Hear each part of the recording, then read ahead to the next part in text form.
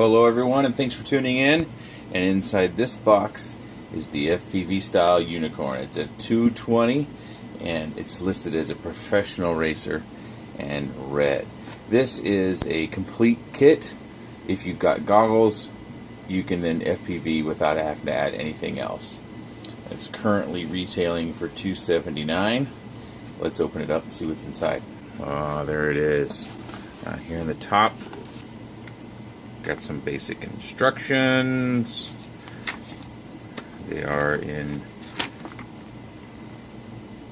primarily Chinese, I believe, but it gives us some rotation. It tells us our arming and locking or disarming the motors. Some other things I don't quite understand. It tells us our channel selections for FPV and then the battery charging. And here is some additional instructions or quick start guide that we can understand. At least those of us who read and speak English, we will be able to use this. It tells us our kit contents. So get one of these, read that, but let's go forward. It's packed nice. So that's obviously a big concern when you're spending that amount of money and you're getting something from a long ways away. Is it going to make it safe? And if it's packed like this, I would think so. Let's start with our charger, which is a pretty typical. It charges off of just the balance board. Interestingly enough, it comes with a 3-cell battery, but it has a 2-cell charging port on it. So maybe you could run 2S off of this. I don't know. Maybe it's just a battery they rebranded that works for them, and then the associated cable. So you plug your balance board in there, cable here, this into the wall. We have a set of props here. These are labeled dowel props. Hopefully you can see that. Right up here near the top, dowel. And they're 5x4 5s. So pretty good pitch on these, and name brand props. It's always appreciated. Got a whip antenna here, or linear, however you want to describe that. And this is the meat of our meal here. And boy, when you pick it up, I've always seen these sandwich frames, and I never quite thought they would be so substantial feeling. You know, all this nylon and these molded pieces. It feels really solid, but it also makes me worry it's heavy. Looks like we need to tighten up. Oh yeah, those aren't tightened. So just because I noticed that right away, we'll go over it. You can see the camera just kind of wobbles about here. But if you see these two little clear, I'll try to get a profile view so you can see it. This and this, we just need to tighten those down. That'll firm up our camera angle. But while we're looking at it, you can see that the camera angle isn't all that dramatic. That's as far as she goes. I suppose you could get a Dremel out maybe and Dremel off some of the backside of this plastic to get a few degrees more, but that's probably about 25 or 30 degrees. That's pretty good. And we've got access directly to our USB port, so we don't have to disassemble to program our flight controller. And we've got our XT60 connector right in here, our dip switches for our VTX, and then we've got our that's without a pin, so that's RPSMA connector there. Then we've got our motors here, which I believe are 2205s, and I also believe that those are 2600 kV motors. And we have some lights here at the back. And they put some landing pads on here. It feels like there's something under there that's, maybe that's just the screws holding in the motors and the little gaps. Actually, yeah, you can look where I've pressed on it hard. Those are the 4 corners of the motors. So they're not flush mounted motor screws like the rest of the frame. Okay, so let's move on here to the next bits. This is a wall plug adapter. So if you live in regions where this plug doesn't work, which I think just about everything outside of North America would need something other than this. So it's nice they include those things for free. And here at the bottom We've got our radio. It's a relatively thin radio. It does have some texture here around the edges for grippage. Basic operations, looks like the sticks will need to be screwed on. Hopefully those are still in the box. And we'll learn about all these different switches and what they do. They've already got things labeled for us, so if we go with what's pre-configured on the copter, stabilized mode would be up at the top switch, horizon in the middle position, and acro all the way at the bottom. And then we've got disarm looks to be up and arm looks to be down. So I'm fine with that. That'll work for me just fine. We'll investigate how they've got clean fight set up more as we get into this deeper. This also has a bind, and we've got a training port there, and unfortunately it does take 4 AA batteries, so get some rechargeables and plop those in there. What's left in our box? Alright, so we have our gimbals. Oh, look at those. Now, is that magenta or pink? I think my girls would tell us that it's pink. I'm fine with that. So we've got, oddly enough, we've got 2 more props, kind of an orange. These are Dow 5x45s as well. Okay, 2 more props is fine, but we'd always like to have a complete set. I think that's just us wanting more props because we know we're going to go through them. Oh, hit the camera there, sorry. And we've got some dual lock. This is the standard profile. I typically use the low profile, and I use the clear. But this will help us keep our battery on. And our battery strap. Everything is branded FPVStyle. Create your own FPVStyle. This is not rubberized in any way. Some of the battery straps you find or that you could buy aftermarket have rubber on the inside that actually helps to grip the battery a little bit more. And this piece, this alien looking thing, is very important. I almost wish that they would ship us more than one of these, because this is how we're going to have to hold our motors in order to get our props on and off. And that was a big concern of mine on this kit, was if you can't grab the motor and you get one on there, you want it on there good and tight so it doesn't fly off in flight. How do you get it back off? Well, this little piece, I just haven't seen this before, but maybe this is normal. I don't think I'm using this right. There we go. You put that on there in some manner here, if I could get things. And this holds it for you while you get your spinner off with whatever tool you're using. The spinners are, they have flat sides to them. I have seen some spinners that you can only use with your fingers, and that's crazy. So, we've got everything out of the box. Let's clear it off. Let's get in a little closer to the subject and take a further look. Okay, we're here at the desk, and we're going to take a closer look at this radio first. But I misspoke in my first segment. These are 2204 motors, and they are 2300 kV. So I don't know what I was thinking. I guess I should have just read from my notes. But keep in mind with these sticks that you don't have to, if you can see in here, they're cupped. So you don't have to screw these all the way down. You don't have to just keep going and going and going and going and going and going and going and going and going until you get all the way to the bottom of the thread. If you want your sticks to be a bit longer, bring it up. Screw this one down. Tension them together. You have a longer stick. You want the stick to be shorter? Go all the way down to the bottom.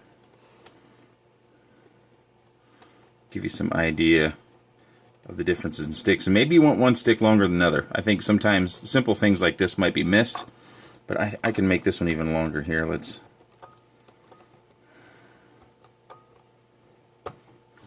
So, hopefully you can see. Let me get them both straight up here in the center. The difference in the stick height. So if you want a longer stick on both sides or one side, you can adjust that with what they've given us. So that's pretty cool. And these will help with grippage if you're a thumber. If you're a pincher, I fly like this for some reason. I don't know. I just do. If you do something different, anyways, these top pieces, they're not pokey, but they will help keep your finger on there so you don't have to worry about your thumb sliding off.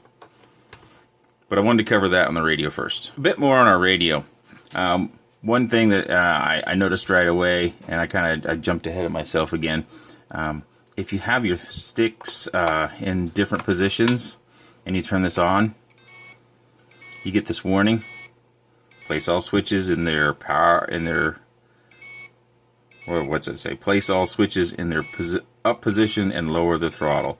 So the throttle isn't quite down, and I don't have the switches up. No, the throttle was quite down. Let's raise that throttle just a touch. Try it again. No. So it's a pretty good feature, especially if this is your first. It'll warn you if you're turning on your transmitter and it's already armed, which could cause you harm when you plug in the quad itself. You get into the menu. Long press the OK. We have system and setup. We go into system. Select the model 01. I'm not going to change these things. I don't want to mess anything up. I'm not really familiar with this radio. We're just exploring here a bit.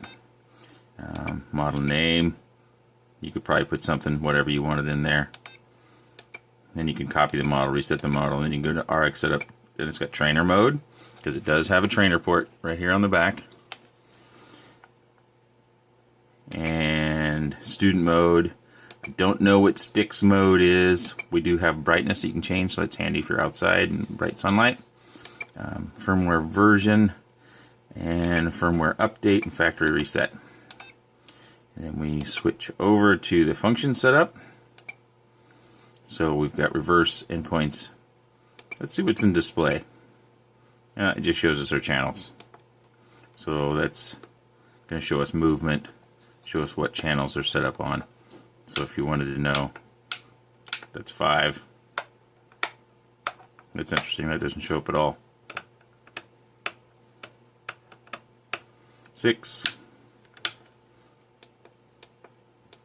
So this doesn't show up, and this doesn't show up.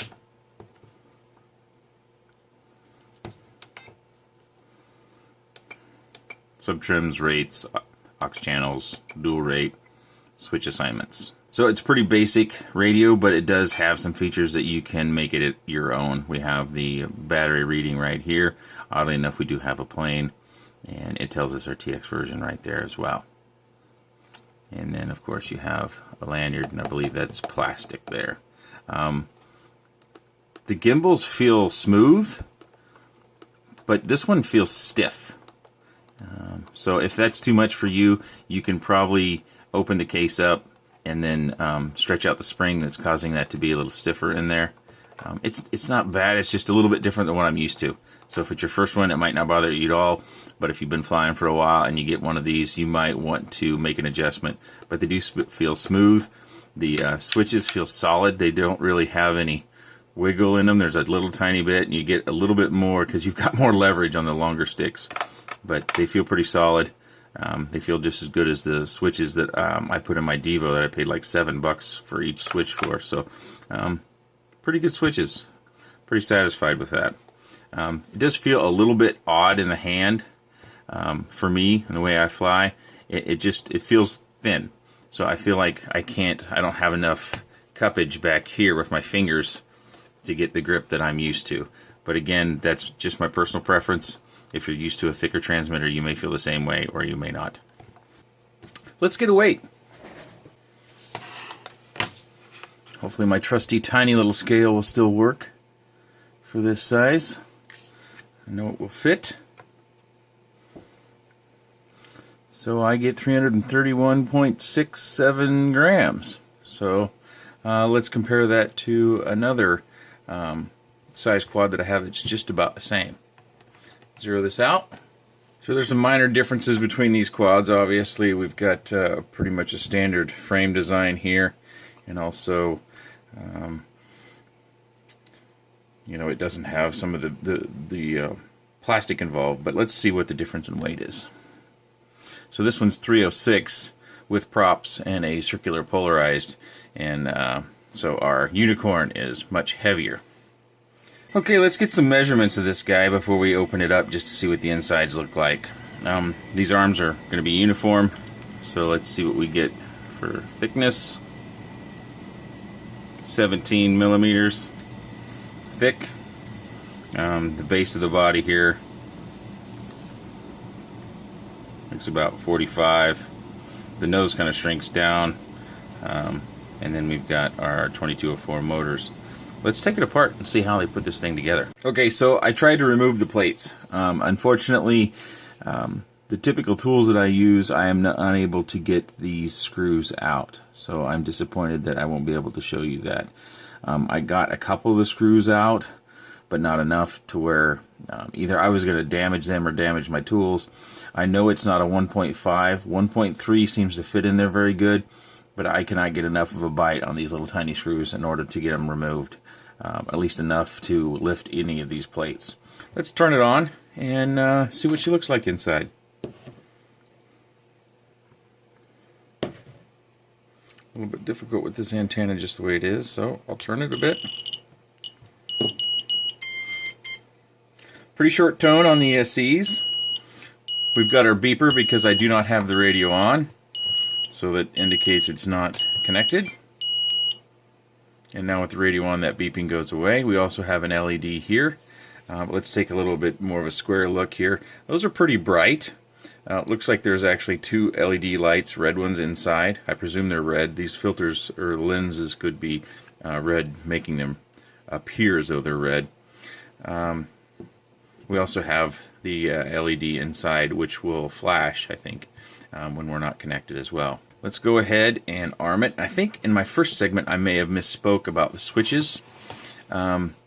It looks like, if you look at the radio real closely, that we would switch and arm with this switch, but we actually don't. This switch is the switch and arm. This is the indicator for this switch, and the same over here. So I'm going to arm it, and we're going to spin up the motors here a bit. Get a little beep on arming.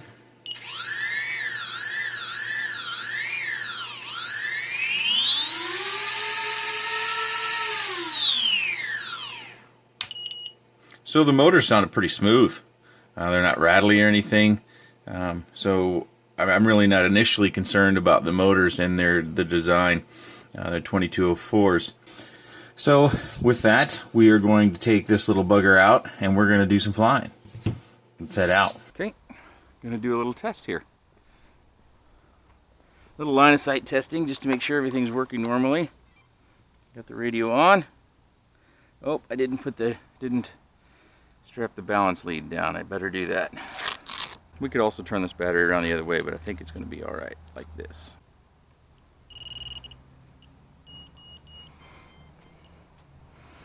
Alright. So we arm. Ooh, sounds pretty good.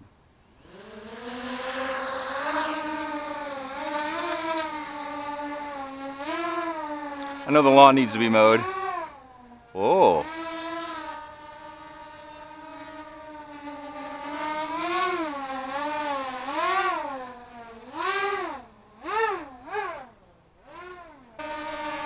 So you can see those lights outside still. Oh. Almost got the tree. Sticks are pretty soft. It's pretty tame in stabilized mode.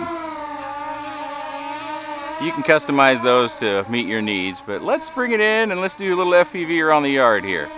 We've seen it hover and some short punches.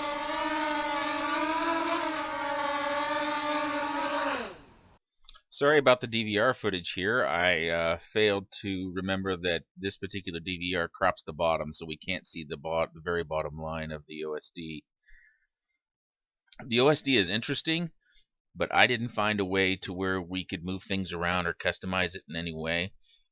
So what you see on screen says, I think, static mode, but I'm actually in horizon, so maybe that's stable. Yeah, maybe that is stable. Now that I talk myself through it, it makes sense. You can't get the mode to show up differently unless you unplug and replug the battery. At least I couldn't find a way. So if you switch it into rate mode, like if you customize Clean Flight and you put it into rate mode where you don't have any self-stabilization, it will show acro up there when you switch into rate mode. I must apologize a little bit for my flying. I'm bobbing and weaving all over the place, and I'm just not used to flying with any self-leveling. I keep taking my fingers off the sticks like you would in rate mode, and it keeps leveling out, so I keep having to push it and push it and push it. But you get a little idea of how it flies here in the backyard. You know, it's a 220.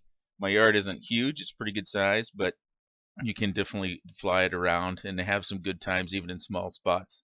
I've got so much canopy, there's really not much room to do any great punch outs or dives. I've got a little open space right about here. So we're just going to do a few more pirouettes here, and then I'm going to bring it in and switch it over to a mode I'm more suitable for, or suitable for me, one of the two. Now you see up at the top it says acro. This is more what I'm used to flying. I also tend to fly more micros than these bigger quads, so it kind of gets away from me from time to time, but I'm able to keep it from crashing or bashing into anything.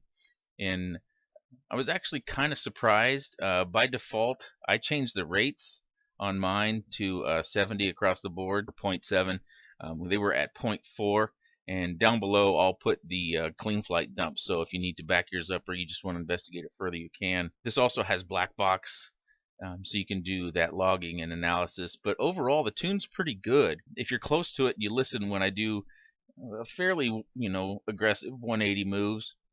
It doesn't have any wobble to it or that high-pitched or low vibration that you get from the props when you do those sorts of turns. So they did a pretty decent job of tuning this thing. I do find the artificial horizon distracting when I fly, and maybe that's just because I'm not used to it. So to each their own there, right? Well, that's enough flight footage. I'm going to take us back to the desk, and we'll go through clean flight here real quick. But I will have more flight footage if you're interested at the very end of the video. I've opted to take screenshots of clean flight because when you plug in the USB port, the buzzer goes off continually, and that would be an annoyance to have to listen to that as we look at each one of these different areas. So we're just going to look at static screenshots. You won't see my mouse moving around, but this will give you an opportunity. If you don't have one of your own, you can look at how it's set up and configured by default. But this initial screen is really nothing to see here, so let's move on. We can see the UARTs here and what's selected. Now in the configuration, it's pretty typical here. Motor stop and one shot is enabled by default, and you can see where the throttle values are set. And then we're going to go down to the lower part of this screen, and we can see the VBAT is all set up, and we are using S-Bus. The loop times, where they're at, and let's go a little bit further down. We can see that it's got blackbox enabled, and it's got the LED strip for our LEDs. We just can't quite see everything here on the configuration page, but that's just about everything. In failsafe, we by default it's got it to land. That was the first thing I changed. Was my personal preference is for it to fall out of the sky. I would rather the quad get damaged than for me to cause damage to someone's property or to someone. And then we go to our PID tuning. These are the PIDs it came with, and you can see those rates. The roll, pitch, and yaw rates are all at 40, and I changed mine all to 70. Just a quick look at the receiver tab here. You can set, even though it's got aux 1 through 8, you've only got 2 extra channels to use, so only aux 1 and aux 2 do anything.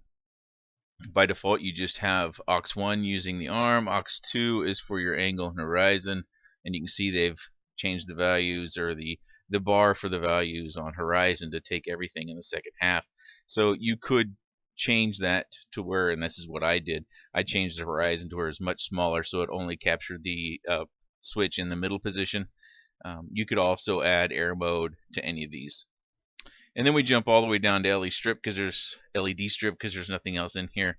And this is just so that they have those LED lights working in the back. And honestly, I never fuss with these. I've never had a need or a desire to. Here we look at the black box settings and where you can save and erase the flash files. And then we're going to drop to the CLI just to see what version it's running. And it is an F3 board, and it's running a somewhat old version from February 19th. Okay, so we've seen a bit of flight footage, and we've kind of been over the whole thing. I've taken it for probably somewhere between 7 to 10 flights, and using the stock battery as well as some of my own batteries. As far as the battery goes, I don't feel much of a difference between my personally purchased batteries and the ones that came with the kit. I think this is also the same battery that Eachine is using to send with their ready-to-fly kits. and it seems fine. I think if you're a hardcore racer, you're probably not going to be buying this, or if you're making videos with the full acro and doing all sorts of really cool stunts, you're probably not going to be into a ready-to-fly kit. You've got specific needs. But if you're someone who wants to get into the hobby and they want to progress from maybe flying in a self-stabilization mode to doing the rate mode and progressing along the hobby, it's a pretty good kit because it does come with everything you need except for goggles. And you only need goggles to do FPV. I have yet to find someone who includes goggles with their kits for under 500 bucks. There might be one out there, I just haven't seen it. But I'm gonna change things up a bit. I don't usually do a pros and cons. I usually just do an overview and maybe give you a little bit of my opinion. And in this case, my opinion is gonna come in the form of pros and cons. Let's start with the bad news. Bad news first so we can end on a positive note, right? My least favorite thing about the kit has got to be the radio. The radio works, it's perfectly fine and functional, but in my opinion it feels a little inexpensive, a little cheap. This is basically a clone of the FlySky. I think it's the i6. They just, different stickers on the front. They didn't do much to it to change it. I think the gimbals or the sticks on this is a little bit different than what would find on the i6, but other than that, it's pretty much just a rebranding of it. The next thing that bothered me, and this kind of tied for first as far as cons go, is there's almost nothing available about this company. If you visit the FPVStyle.com website, it's a Chinese website. We can obviously get it translated, or it'll auto-detect your browser and bring it up in your language, or possibly your language. But there's almost nothing about this other than pictures on the website. I was digging to try to find out if there was something we could do with the OSD to kind of customize it, maybe take things away or move them around. I couldn't find any manual on this thing whatsoever. And that's unfortunate because they have a lot of features they've packed in here, they just haven't documented it. And maybe they're working on that and there'll be a big 60-page manual coming out eventually, but as of right now, August 18th, I could not find a manual of this one. They have one other quad that they've made that seems like it's been out for a while, and they do have a manual on that, or at least I was able to find it. I didn't find it on their website, I found it on another website, oddly enough. So the quick start guide that is included in the box is about as much information as you're going to get on this kit, maybe outside of this video. And then third on the list would have been that linear whip antenna. I flew the first time or two, and in my maiden, where I'm flying in stabilized mode, which was actually horizon, I did have the whip antenna on there, and I'm not adamant against whip antennas, but that particular one I think wasn't cut properly because it doesn't seem to be picking up the signal nearly as well as the whip antennas I make myself, or the whip antennas I've scavenged for some of my other quads, because usually when I fly in my backyard, especially with micros, I'll use whip antennas just because they're lighter, and with those I try to stay real light. But that whip antenna performed exceptionally poorly, so I quickly went to a circular polarized. The charger, it's going to work, and it's kind of a little crazy thing to really put in a con list, because can we expect a ready-to-fly kit come with a hobby-grade charger? The current charger is going to take about an hour and a half to charge your battery every time, which is kind of a downer. But if you're just getting into the hobby, having a charger and not having to spend, another 80 or 150 bucks on a decent charger, that will help get you started. The camera angle is also a little bit disappointing. I think there's a little bit of a manufacturing flaw in using this oval that they've got here. I stated previously we might be able to grind that down on the backside to get more camera angle, and that might be possible, but that's risky as well, so I wouldn't recommend that. In some of the pictures on the FPVStyle website, I noticed that when they were holding this quad up, some of their pilots had stuffed something down in here, probably to get a few more degrees of camera angle. I've got this shoved up as far as I could, and what you see in the flight video is this camera angle. And the camera itself is a little bit of a downer. But with this profile, we can't expect a big HS 1177 or anything that's a CCD camera. So you'll find that I have the camera in both the positives and the negatives. So let's jump to the positives. And this one isn't ranked, but because we just talked about the camera, for a CMOS camera, it's pretty good. You saw the picture, judge for yourself. But the thing I like the most about this is it's an interesting design. I have an appreciation when someone tries to do something different, and that's what they've done here. They have made a pretty sturdy unit. It's actually kind of heavy for this size, but it's actually, I think, going to be very, very durable. I don't think you're going to have too many problems. You've got great motor protection. You know, this thing is really solid. We've got 2mm plates on the top and the bottom. Very compact design. You're definitely not going to have any of those shearing force wrecks where your top half gets separated from your bottom half or anything like that, because there's just not that much to get a hold of. The battery plug hasn't loosened up at all. I was a little bit concerned about that. It seems to be well mounted in there. And the red color, which will be nice. It'll help us, maybe only a little bit, but it will help us find this thing.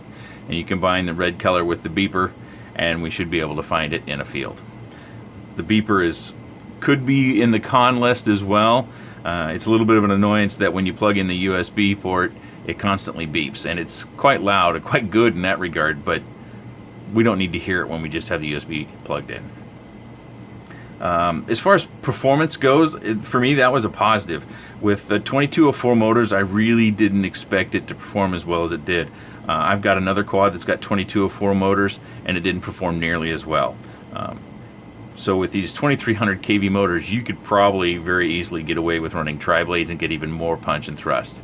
It's not going to have the pure raw top end speed that you find in other motors, but it's going to lift this quad quite well. I also like the fact that this had recognizable manufacturer props on it. It wasn't a generic prop that they just copied. They actually got this from, most likely from Dal. I guess there's always a possibility they just printed Dal on their own props, but in the little crashes I had, I didn't have any problems with these breaking or anything. And the last thing that I would probably list as far as the pros go is it's an under $300 ready-to-fly kit. If you add a set of goggles, if you're getting started, you find your favorite goggles or budget goggles, you could be FPV flying with a 220 size quad for about $330 or $40 if you buy the Quantum Cyclops goggles. They're about $50, and then you have to pay some shipping there. So it's a pretty complete kit, and it'll get you running, and you won't be disappointed by the performance, I don't think. I'm hesitant to say that because it always depends on your expectations. I think it flies pretty well. I've had a number of different quads now. Some are 220s, 250s, 210s. Most of them are this H or X style, and it flies, I would say, comparably. It's not the speediest of the quads that I have, and it's not the most agile. I would say that one of my micros is probably a little bit faster and a lot more agile, but that's kind of the nature of the difference between the two. So those are my pros and cons. What do you think? Do you have any questions or comments, or you want to make your own pros and cons? Leave them down the section below. Oh, one last thing. There is a thread on this particular unit in the RC groups, and I'll link that down below as well. And I want to give credit to, I should have written that down, shouldn't I? I think it's like Snappy Fish or something like that. He's from Germany. He also has one of these, and he's taken some good pictures, and he's detailed a lot of the specs. So if you want to see those in print, click on the link below for the RC Groups thread. I will probably, after a few days of publishing, I will probably also link my video there. I don't want to jump his thread right away before he's able to get his review out, so I'll give it some time. Leave your comments and questions below. If you like the quad or like the video, give it a thumbs up, share, subscribe, and I thank you for watching.